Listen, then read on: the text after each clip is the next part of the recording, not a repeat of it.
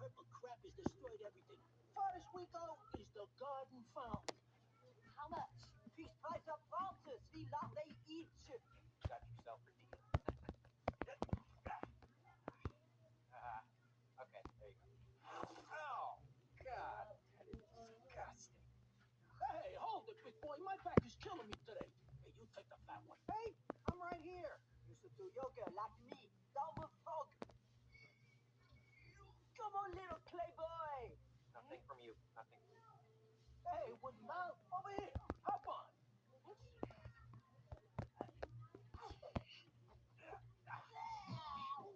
Sorry. Namaste.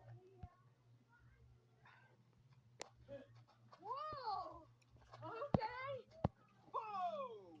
This frog's got hops. You see this purple is such a ugly color. You have no. Look at that purple fuck. You see this purple is such a ugly color. You have no taste. You see this purple is such a no taste.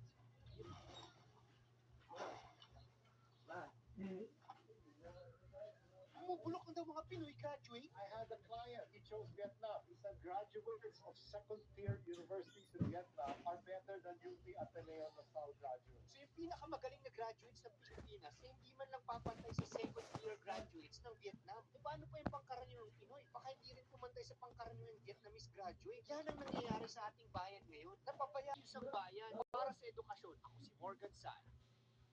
Kung bakit nagka-interest tayo ng vulgarito?